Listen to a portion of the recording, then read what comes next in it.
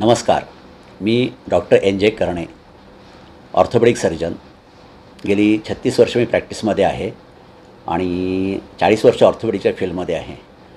तर आता सध्या मी महाराष्ट्र ऑर्थोपेडिक असोसिएशनचा सेक्रेटरी आहे आणि ट्रेझरर, आणि शिवाय गेल्या वर्षीपर्यंत मी पुणे ऑर्थोपेडिक सोसायटीचा प्रेसिडेंट होतो. तिसऱ्यांदा 3 वर्ष एकूण प्रेसिडेंट होतो. आणि शिवाय मी इंडियन ऑर्थोपेडिक असोसिएशनच्या लीगल कमिटीचा चेअरमन आहे. West zone of Indian orthopaedic असोसिएशनचा जॉईंट सेक्रेटरी आहे आणि IMA पुणे ब्रँचचा एक्झिक्युटिव्ह मेंबर आहे. आणि शिवाय हॉस्पिटल बोर्ड ऑफ इंडिया IMAचं जे आहे त्याचा मी एक्झिक्युटिव्ह कमिटी मेंबर आहे. आणि अशा रीतीने अनेक सामाजिक उपक्रमामध्ये आमच्या ऑर्थोपेडिकच्या ॲकॅडमिक उपक्रमामध्ये मी त्याच्यामध्ये बराच इन्व्हॉल्व झालेलो असतो. आणि त्याच्यात असे मला जाणून आले की आमच्याकडे ज्यावेळी ॲक्सिडेंटचे पेशंट येतात, त्या ॲक्सिडेंटचे पेशंट येताना ऑर्थोपेडिक सर्जनकडे पोचेपर्यंत बऱ्यापैकी उशीर झालेला असतो. त्यासाठी आजपर्यंत सर्व लोकांना माहीत आहे की रोडवरच, म्हणजे रोडवर ॲक्सिडेंट झाल्यापासून हॉस्पिटलमध्ये येईपर्यंत हा जो मधला महत्त्वाचा पिरियड असतो त्याला गोल्डन आवर म्हटलं जातं. तर यामध्ये सुद्धा ॲम्ब्युलन्समध्ये कशी ट्रीटमेंट व्हावी किंवा ॲक्सिडेंटच्या साईडला कशी ट्रीटमेंट व्हावी या संदर्भात गेली अनेक वर्ष अनेक ठिकाणी वेबिनार किंवा असं उपक्रम झालेले आहेत. त्याला गोल्डन आवर म्हणतात. पण हे सर्व उपक्रम हे वैद्यकीय डॉक्टरांसाठी झालेले आहेत. म्हणजे डॉक्टरांनी उपचार कसा करायचा पेशंट हॉस्पिटलमध्ये पोचेपर्यंत असा हा गोल्डन आवर होता. परंतु हे परदेशामध्ये ज्या ठिकाणी ॲक्सिडेंट होतो तिथे वैद्यकीय मदत काही मिनिटामध्ये पोचली जाते.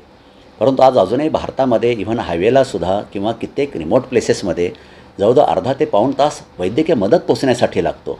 आणि यावेळेला जे आसपासचे लोक असतात, म्हणजे रोडवरचे लोक म्हणा किंवा आसपासचे सगळे उत्साही लोक असतात, ते तिथं प्रेक्षक लोक जे असतात त्यांनासुद्धा काही गोष्टी करून ह्या पेशंटचा जीव वाचवता येतो. तर आता आमची ही कल्पना आहे की जीव संरक्षक कल्पना म्हणजे ॲक्सिडेंट झाल्यानंतर वैद्यकीय मदत पेशंटपर्यंत पोचेपर्यंत आसपास असणाऱ्या सर्व लोक अशी काही गोष्ट करू शकतात की ज्यामुळे कित्येक लोकांचा जीव वाचू शकतो, किंबहुना पुढचं होणारं एखादं कॉम्प्लिकेशन देखील वाचू शकतं. आणि त्या अनुषंगाने इंडियन ऑर्थोपेडिक असोसिएशन यांनी हा पूर्ण आठवडा 1 ऑगस्ट ते 7 ऑगस्ट हा आठवडा हा बोन अँड जॉईंट वीक यांच्या अंतर्गत रस्ता सुरक्षा किंवा जीवसंरक्षक निर्माण करणे याच्यासाठी जायचं ठरवलेलं आहे. आणि त्या संदर्भात महाराष्ट्र ऑर्थोपेडिक असोसिएशनच्या वतीने आणि पुणे ऑर्थोपेडिक सोसायटीच्या वतीने देखील आम्ही अनेक उपक्रम करत आहोत. यात पहिला सगळ्यात उपक्रम आहे की लोकांना तयार करणे, की त्यामध्ये ॲक्च्युली काय करायचं असतं या संदर्भात, ज्याला इंग्लिश भाषेमध्ये SOP म्हणतात, स्टँडर्ड ऑपरेटिंग प्रोसिजर, कसं टप्प्याटप्प्याने जायचं या संदर्भात आम्ही सर्वांना प्रशिक्षण देणार आहोत. अंदाजे पाऊण ते 1 तासाचा हा स्लाईड शो आहे. आणि हे प्रशिक्षण सर्व लोकांपर्यंत पोचावे, म्हणजे अगदी 10वीच्या मुलांच्यापासून पुढे शाळेमध्ये, कॉलेजेसमध्ये, कोचिंग क्लासेसमध्ये हे पोचावं, हे पहिली गोष्ट आहे. आणि त्यानंतर सर्व सामाजिक संस्थांमध्ये, मग त्या रोटरी किंवा लायन्ससारख्या असावेत किंवा तरुण मंडळांसारख्या गोष्टी असतील किंवा सिनियर सिटिझन्स फोरमसारखे असतील, जे काही सगळे सामाजिक संस्था ज्या आहेत या ठिकाणी, त्या सर्व संस्थांच्या मेंबर्सना आणि फॉर दॅट मॅटर प्रत्येक नागरिकापर्यंत हे पोचावं अशी आमची अपेक्षा आहे. तर त्या अनुषंगाने आम्ही सर्वांना हे आवाहन देखील करत आहोत की पुणे ऑर्थोपेडिक सोसायटीमधले जे आमचे जवळजवळ 600 मेंबर्स आहेत, हे सर्व मेंबर याच्यामध्ये अतिशय उत्साहाने भाग घेत आहेत आणि हे सर्व या लोकांना तयार करतील त्याच्यामध्ये. याशिवाय आणखी ट्रॅफिक पोलीस आणि पोलीस ह्या डिपार्टमेंटनासुद्धा आम्ही मेनली केंद्रित करणार आहोत की ज्यायोगे हे पहिल्यांदा तिथे पोचलेले असतात वैद्यकीय मदत पोचेपर्यंत. तर अशा पद्धतीने हा उपक्रम आमचं केवळ हे लेक्चर्स किंवा टॉक नव्हे, तर याबरोबर आम्ही काही पोस्टर्स, काही बॅनर्स आणि काही आकाशवाणीवर किंवा व्हिडिओवर किंवा चॅनेल्सवर आपण ह्या सगळ्या गोष्टी करणार आहोत. तर या सर्व संदर्भामध्ये सर्वांना माझं असं आव्हान आहे की असं कुठलाही कोणाला जर अशा प्रकारचा कार्यक्रम हवा असेल तर त्यांनी आम्हाला संपर्क करावा. सर, फॅमिली डॉक्टर ही कल्पना तशी आता हळूहळू लोक पावत चालली, ती वेग संथ आहे पण ती नष्ट होत चालली. बरोबर आहे. तर हाडांचे जे आजार असतात त्यामध्ये ही संकल्पना कशा पद्धतीनं वापरता येऊ शकते? एक आता असं झालं आहे, फॅमिली डॉक्टर म्हणजे पूर्वी असं होतं की वैद्यक क्षेत्र हे छोट्या प्रमाणामध्ये होतं, त्यात जास्त नव्हतं, त्यामुळे एका डॉक्टरला अनेक गोष्टी माहिती असणं शक्य असायचं. परंतु प्रत्येक क्षेत्रामध्ये अक्षरशः क्रांती झालेली आहे आणि याच्यामध्ये ज्ञान एवढं वाढलेलं आहे की प्रत्येक डॉक्टरना एवढं माहिती होणं शक्य नाही. पूर्वी जी गोष्ट अशी होती की डॉक्टर स्वतःच्या अनुभवावर आणि ज्ञानावर बरेचसे निदान करत असायचे, पण आता निदानाच्या एवढ्या चाचण्या उपलब्ध झालेल्या आहेत की आपण ज्याची कल्पना देखील करू शकत नाही अशी एखादी कंडिशन आपल्याला नवीन याने दिसते. आणि एवढ्या एका कारणामुळं फॅमिली डॉक्टर ही संकल्पना एक थोडीशी आता कमी होत चाललेली आहे. त्याऐवजी आपण ज्याला जनरल प्रॅक्टिशनर म्हणतो अशी कल्पना आलेली आहे की ज्यांच्याकडे पेशंट पहिल्यांदा जातो. फॅमिली डॉक्टरचा अर्थ असा असतो की फॅमिलीमधल्या प्रत्येक इव्हन प्रसंगासाठीचं ते डॉक्टर त्यावेळी उपलब्ध असायचे, पण आता दिवस बदलत चाललेले आहेत. आता त्याच्यानंतर पुढची जी गोष्ट आहे, आता जे आम्ही ऑर्थोपेडिक्समध्ये करतो आहोत, आज सर्वांना हे जाणवतं आहे की ऑपरेशन हे अधिकाधिक त्याचा एका शब्दाने म्हणून अतिरेकसारखी गोष्ट थोडीशी होती आहे की प्रत्येक गोष्टीसाठी ऑपरेशन हा भाग लोकांना पर्याय असे एक प्रकारची भीती वाटू लागलेली आहे. परंतु त्याला एक कारण आहे. याचं असं कारण आहे की आमच्या क्षेत्रामध्ये जे काही संशोधन होत आहे किंवा जी लेटेस्ट टेक्नॉलॉजी आपण ज्याला म्हणतो किंवा नवीन इक्विपमेंट सगळी जी येत आहेत हे सगळे ऑपरेशनच्या भोवती केंद्रित आहेत. मग ते रोबॉटिक असू दे, कॉम्प्युटर नेव्हिगेशन असू दे किंवा नवीन तंत्रज्ञान असू दे, हे सर्व तंत्रज्ञान ऑपरेशनच्या भोवती निर्माण झालं आहे. परंतु आता आम्ही आमच्या पातळीवर असे आणखी करत आहोत की ऑपरेशनशिवाय, ऑपरेशन न करता नैसर्गिक ज्या काही तत्त्व आहेत ह्या नैसर्गिक तत्त्वांचा उपयोग करून पेशंटला ऑर्थोपेडिक्समध्ये कशा गोष्टी करता येतील. ऑपरेशनशिवाय, ऑपरेशन हा सगळ्यात शेवटचा मार्ग आहे. तो सगळेच जर प्रयत्न संपल्यानंतर पण ऑपरेशन आपण करू शकतो आणि ते जर पेशंट अधू होत असेल, जर ऑपरेशन न करता तर मात्र ऑपरेशन करायचं. परंतु जवळ आम्हाला आमच्या गेल्या 40 वर्षाच्या ऑर्थोपेडिक अनुभवामध्ये असं लक्षात आलेलं आहे की जवळजवळ 80 ते 90% लोक हे ऑपरेशन न करता देखील आपण त्यांना त्यांच्या सध्या चाललेल्या असलेल्या त्रासापासून त्यांना आपण मुक्त करू शकतो.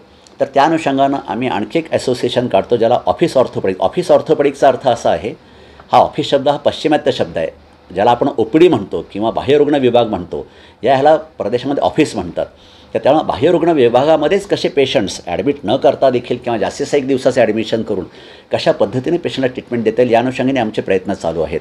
किंबहुना माझ्या ठिकाणी मी गेली ते 20 ते 25 वर्ष करत आहे. म्हणजे मी सर्व प्रकारचे ऑपरेशन्स करतो, मणक्याची करतो, सांधे बदलतो, आर्थ्रोस्कॉपी करतो, सर्व करतो. पण तरीसुद्धा ऑपरेशन न करता कसं पेशंटला बरं होईल या संदर्भात आमचा त्या प्रयत्न चालू आहेत.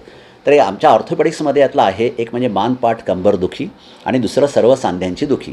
त्यातल्या त्यात गुडघे दुखी जो भाग आहे हा जो 40च्या वर महिलांना आणि 50च्या वर पुरुषांना पण हा भाग आता सर्व ठिकाणी होत चाललेला आहे. त्या संदर्भात हे कसं करता येईल या संदर्भातला आम्ही लोकांना आरोग्य शिक्षण देण्याचा आम्ही उपक्रम करणार आहोत.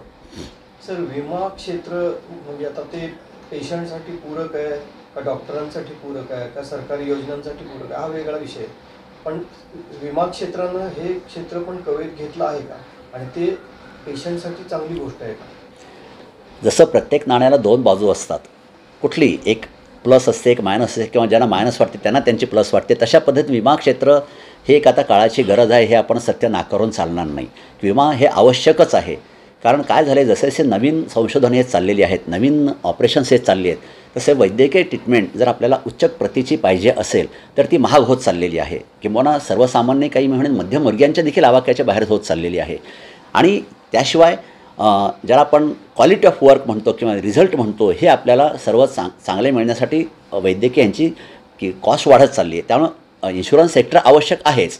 पण आता थोडीशी यात गडबड कशी होत चाललेली आहे याच्यामध्ये की लोकांना असं वाटतं, एक जमाना असा होता काही वर्षापूर्वी की ज्यावेळेला इन्शुरन्सचं बिल हे नॉर्मल बिलापेक्षा जास्त असायचं, म्हणून त्याच्यात दरेक त्याला वेगळं स्वरूप झालं होतं की डॉक्टर आधी विचारे तुमच्याकडे विमा आहे का, म्हणजे विमा असला तर बिल बदलणार आणि विमा नसेल तर बिल वेगळं असणार, असा पूर्वी प्रकार होता. पण नंतर विमा कंपन्यांनी एकत्र येऊन त्यांनी एक त्यांची एक असोसिएशन केलेली आहे, एक त्याचं नाव काय रे, जिप्सा म्हणून त्यांनी एक काढलेलं आहे अनेक विमान कंपन्यांनी. आणि त्याच्यामध्ये त्यांनी स्वतः चार्जेस फिक्स केलेले आहेत. म्हणजे आता चार्जेस जे आहेत हे डॉक्टरांच्या हाताच्या बाहेर गेलेले आहेत. म्हणजे डॉक्टर आता चार्जेस ठरवू शकत नाहीत. किंबहुना एखाद्या हॉस्पिटलला ज्यावेळी एम्पॅनल केलं जातं त्यावेळी हे विमा कंपनी त्यांचे चार्जेस सांगते की एवढे एवढे चार्जेस असणार आहेत.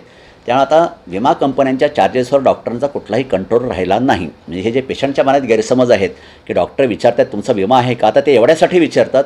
पण विमा जर असेल तर विमा कंपनीचे इतके कागदपत्र असतात, इतक्या प्रोटोकॉल प्रायोरिटी पूर्ण कराव्या लागतात ऑपरेशन कुठली गोष्ट करण्याच्या आधी.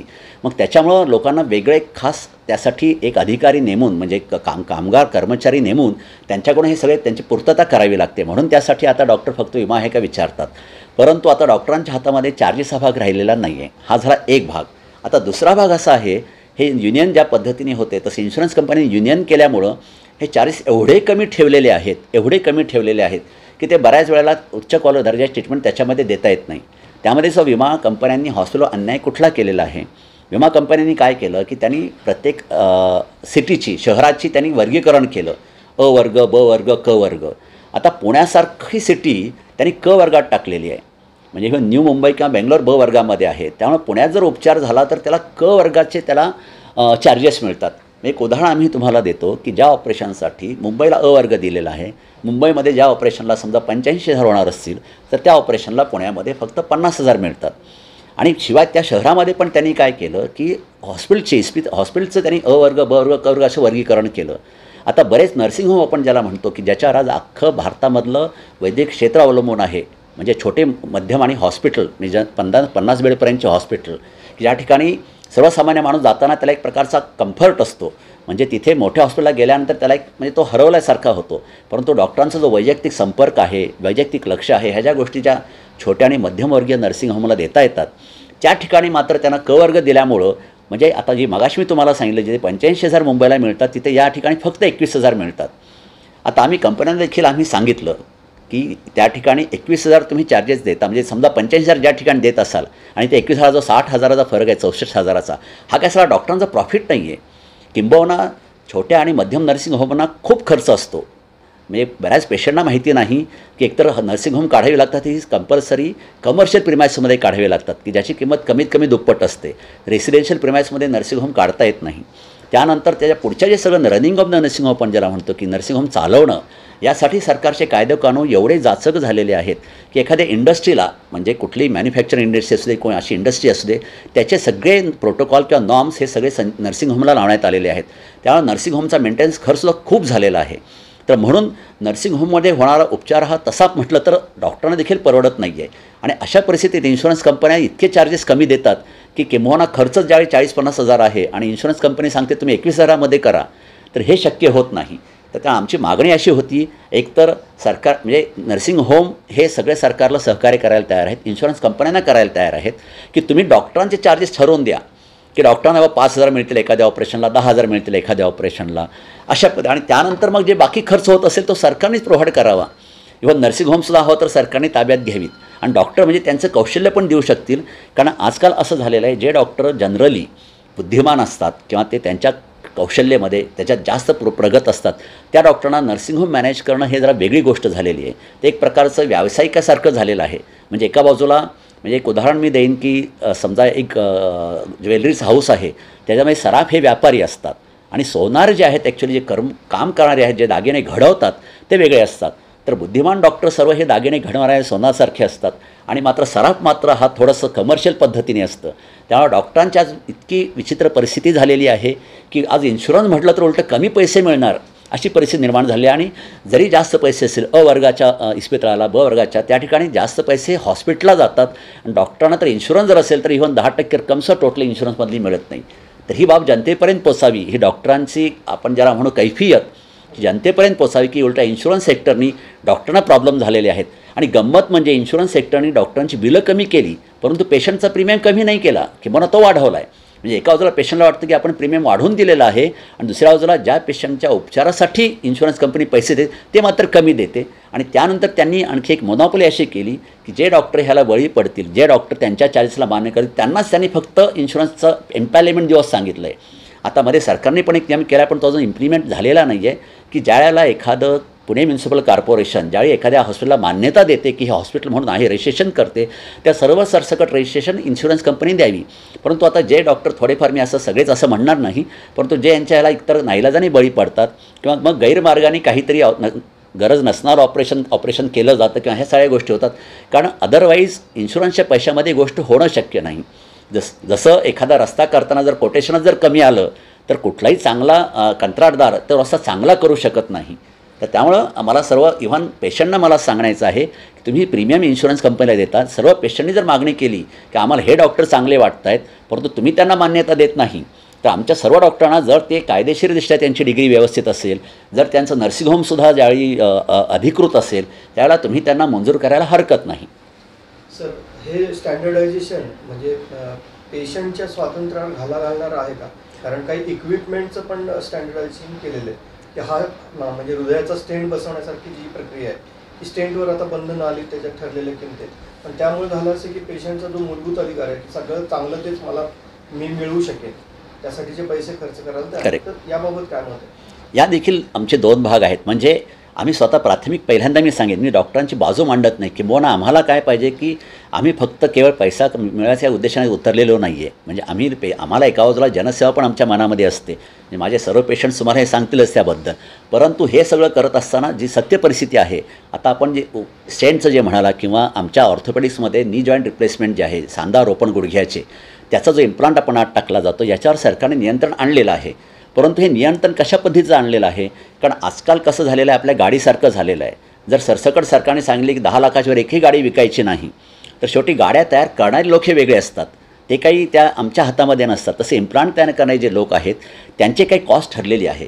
तर याच्यामध्ये पूर्वी असं व्हायचं की ज्यावेळी हॉस्पिटलमध्ये एखादा इम्प्लांट जायचा त्यावेळी इम्प्लांटची मूळ कॉस्ट वेगळी असायची आणि हॉस्पिटल मग त्याच्यावर कास्ट ॲडिशन लावून ॲडिशनल चार्जेस वगैरे लावत असायचे. तर हे कमी झालं पाहिजे हे आमचंही म्हणणं आहे त्याच्यामध्ये, की इम्प्लांटची जी काही मूळ कॉस्ट असेल आणि कॉस्ट ठरवते सरकार आणि ती कंपनी ठरवते. तर सरकारने कंपनी मिळून जर कॉस्ट ठरवली आणि हीच कॉस्ट जर दिली आणि वेगळ्या प्रतीची, म्हणजे एकच सरसकट घेण्याऐवजी की आम्ही फक्त 10 लाखच देऊ किंवा आम्ही फक्त 5च लाख देऊ एखाद्या गाडीसाठी, असं म्हटल्यानंतर तसं ते थोडंसं अवघड जातं. कारण एखाद्या मध्यमवर्गीयाला असं वाटतं की बाबा मी इन्शुरन्स एवढा मोठा उतरवला आहे माझा, तर मला एखादा चांगला इम्प्लांट मला मिळावा. पण जर एखादी 30 लाखाची गाडी कुठल्याही परिस्थितीत कोणीच 10 लाखाला देऊ शकणार नाही. आता नाईलाजाने पेशंट ह्यासाठी डॉक्टरना जबाबदार धरतो की आम्हाला तुम्ही एवढ्याच देऊ शकत नाही. तर मला पुन्हा सांगायचं आहे की ह्या किमतीवर डॉक्टर मंडळी जे स्वतः ऑपरेशन करणारे डॉक्टर जे आहेत त्यांच्यावर काहीच नियंत्रण नसतं. आणि शिवाय हे सगळे चार्जेस ठरवले जातात हे सरकार आणि कंपनी यांनी ठरवलेले असतात. तर त्याच्यामुळं जो काही पेशंटला एखादा इम्प्लांट पाहिजे असेल त्याचा चार्ज सरकारने जर फिक्स केला त्या पद्धतीनं, तर हे पेशंटनी त्यांचं हक्काची मागणी सरकारकडे केली पाहिजे. किंवा मला घेताना एक थोडी होंडा सिटी गाडी घ्यायची, पण तुम्ही ती 3 लाखालाच द्या म्हणून तुम्ही ठेवलेलं म्हटलं मला ती घेता येत नाही आहे. अशा पद्धतीने मला चांगला इम्प्लांट बसवायचा, मला चांगला, कारण क्वालिटीमध्ये फरक असतोच, सगळ्यांना माहीत आहे. मी गाडीचं उदाहरण यासाठी दिलं की लोकांना पटकन लक्षात येईल की क्वालिटी म्हणजे काय आहे. तर जे सरकार ज्या किमतीमध्ये स्टेंट बसवायला सांगतं ते अतिशय बेसिक आहे. आता बेसिक म्हटल्यानंतर शेवटी कसं होतं, 10 रुपयाची गोष्ट ही तुम्हाला किती म्हटलं तरी 5 रुपयाला विकता येणार नाही. त्याची मूळ कॉस्ट जर 5 रुपये असेल तर ती 5 रुपये तरी देता येईल, पण मूळ कॉस्ट जर त्याची 10 रुपये असेल तर 5ला देता यायची नाही. आणि ही गोष्ट डॉक्टरांच्या हातात नाही.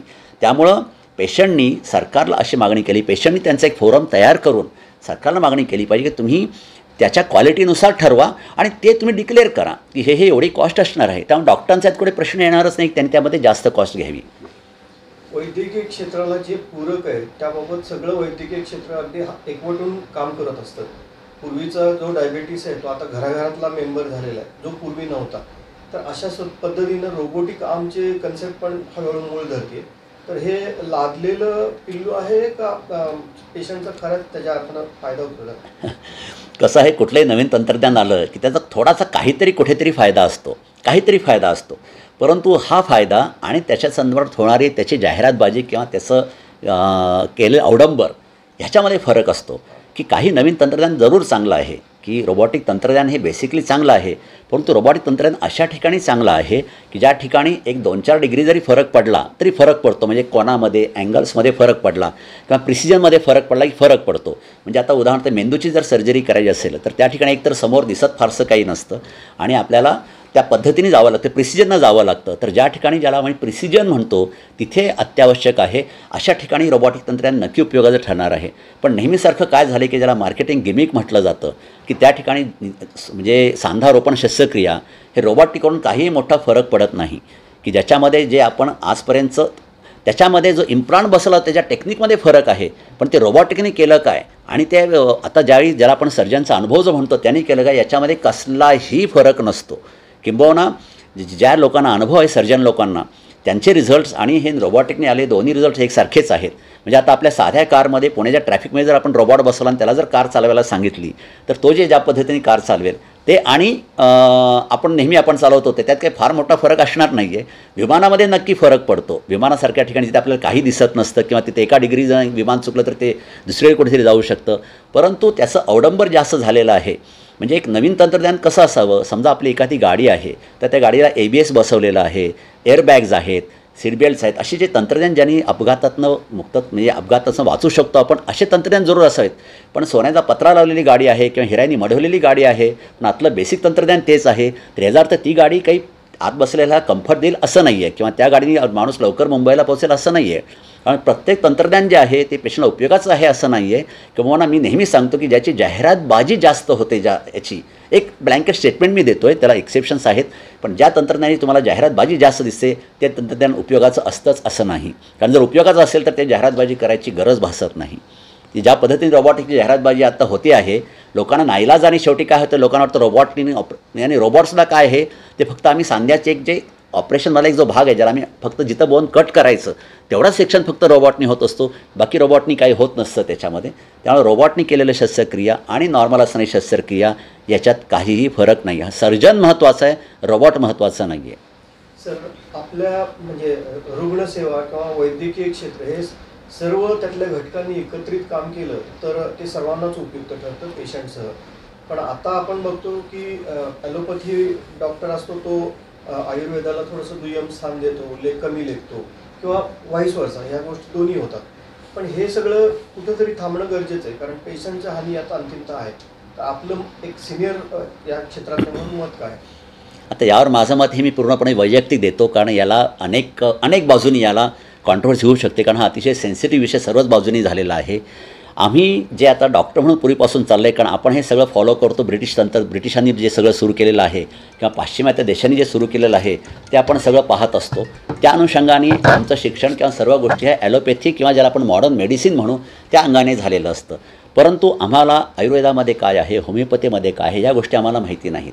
आता माझं स्वतःचं वैयक्तिक मत असं आहे की आयुर्वेद हा जवळजवळ गेली कित्येक हजार वर्षापासून चालू आलेला आहे. त्यात आता संशोधन किंवा पाश्चिमात्य देश त्याच्यात संशोधन करत आहेत. आत्ता हे जे नवीन सरकार जे आलेलं आहे त्यांनी त्यात रस घेऊन आता संशोधन करायला सुरुवात केलेली आहे. परंतु भारतामध्ये आपल्याला शासकीय पातळीवर म्हणा किंवा आपण सामाजिक पातळीवर आयुर्वेदाला एवढी मान्यता मिळाली नव्हती. माझं स्वतःचं मत आहे की आयुर्वेदामध्ये, होमिओपॅथीमध्ये सुद्धा किंवा इव्हन नॅचरोपॅथीमध्ये सुद्धा काही गोष्टी अशा आहेत जिथं आम्हाला उपचार करताना ब्लाइंड डेड एक प्रकारचा दिसतो. म्हणजे आता आपणच सांगितलं तर डायबिटीसचे उदाहरण जे आहे की आजपर्यंत आम्ही जो उपचार करतो त्यामध्ये फक्त वाढलेली शुगर कमी करणे ह्याच्यापूर्वी आम्ही काही करू शकत नाही आज घडीला तरी. पण ही शुगर वाढूच नये त्यासाठी मूळ शरीरामध्ये जो झालेला बदल आहे त्यासाठी काय करता येईल यासाठी मी काय केलं होतं की आपण समाजामध्ये बघतो की काही आयुर्वेदिक डॉक्टर सांगतात आम्ही सगळेच रोग बरे करतो, होमिओपॅथी म्हणतात आम्ही सगळेच रोग बरे करतो, नॅचरोपॅथी म्हणतात आम्ही सगळेच रोग बरे करतो आणि आमचं तर शास्त्र आम्ही तर सगळे रोग बरे करतो आम्ही म्हणतोच त्या ठिकाणी. परंतु असं प्रत्येकाला स्वतःच्या शास्त्रातल्या मर्यादा माहीत झालेल्या आहेत की कुठं आमचं शास्त्र कमी पडतं किंवा कुठं आम्ही याच्या ठिकाणी काही करू शकत नाही. आणि जर दुसऱ्या कुठल्या शास्त्रामध्ये अशा प्रकारचं ज्याला आपण शास्त्रीय तत्वावर आधारित जर असं काही संशोधन झालेलं असेल किंवा समजा आमचा संधिवात म्हणा की संधिवात मुळापासून बरा होणं किंवा डायबिटीस मुळापासून बरा होणं असं जर इतर शास्त्रामध्ये जर काही जरूर असेल तर हे संशोधन पातळीवर सगळ्यांनी एकत्र यावं आणि त्याच्यावर सगळ्यांनी आपले इगो आज भरलेला सगळ्यात मोठा प्रॉब्लेम हा प्रत्येक डॉक्टरांचा इगो किंवा प्रत्येक शास्त्राचा इगो हा फार मोठा प्रॉब्लेम झालेला आहे. त्यामुळे आपण आपले इगो बाजूला ठेवून पेशंटच्या म्हणजे सर्वसामान्य माणसाच्या कल्याणासाठी प्रत्येक शास्त्राने जर एकत्र येऊन जर त्यात असं करून घेतलं की बाबा डायबिटीसचा हा भाग आम्ही करू शकतो पण त्याचा पुढचा भाग त्यात तुमच्या शास्त्रामध्ये काय आहे का, की संधिवातामध्ये आम्ही फक्त औषध देऊ शकतो पण काही वेळा जर त्यातनं नाही आलं तर तुमच्यामध्ये काही आहे का, किंवा संधिवाताने जर सांधा जर पूर्णपणे डॅमेज झाला तर तो आम्ही बदलू शकतो तात्पुरता, परंतु मूळ यासाठी काही करता येईल का. यावेळी सर्व शास्त्रांनी आपला युगो बाजूला ठेवून आपली मूळ तत्त्व एकत्र आणून त्यामध्ये काही जर करता आलं तर यासाठी ही मनुष्यासाठी फार मोठी देणगी ठरणार आहे आणि सर्व शास्त्र पूर्ण बदलणार आहे.